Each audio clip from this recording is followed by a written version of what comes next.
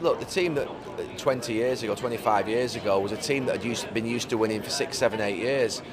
But what I'd hope that this current group of players and manager are at, let's say 3 weeks away, that Manchester City Cup finals there. Go and defy all odds, go and win that game, and that could be the start of something special. It could be the start of a 7 or 8, 10-year journey like Manchester United went on. Sir Alex Ferguson was 3 years trophyless, was 6 years without a Premier League title, and he won the FA Cup in '89. That started a level of belief in a group of players, and there's no doubt that it's going to be difficult against City in a few weeks, but if they can somehow win, I'm desperate for them to win, then out of a really difficult season, something special could happen, because it just needs that little bit of a glimmer of hope, that light at the end of the tunnel, and Manchester United need that at this moment in time, because it's been really difficult, particularly the last few weeks. My opinion is that I think that what we've seen over the last 10 years is that players have struggled to come to terms with Old Trafford, managers have struggled to come to terms with Old Trafford.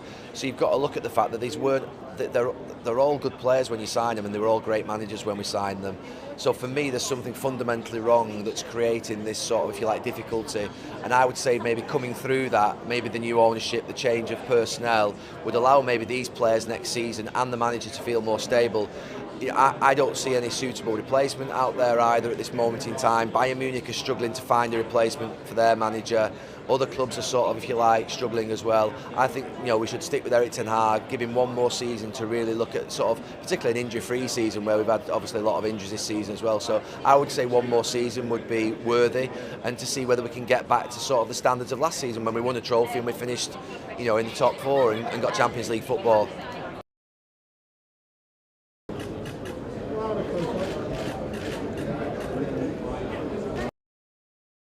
Probably because we're the first team to do it, and it was 25 years ago.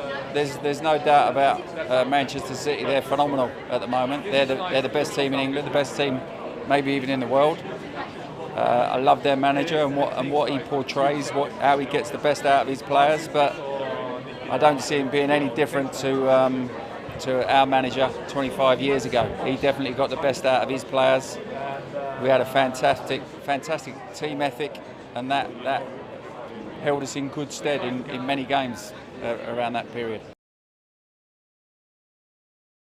Exactly what I'm saying about one of Fergie's teams. That there were times when we had to dig deep and stand alongside each other and fight and make sure that you're scrapping together. At the moment, it looks like everybody's doing their own job, and that's not enough on a football pitch. You've got to do your own job and a bit of someone else's as well, and make sure you pull your mate through, and then he'll pull you through 5 minutes later. That's how teamwork works. Yeah, real tough. But they win together, they lose together. That's his team now. I'm sure they'll want to dig deep and come back even stronger next year. I came to Man United, didn't win anything in my first year. The second year we ended up winning the treble. So let's hope Harry does something similar.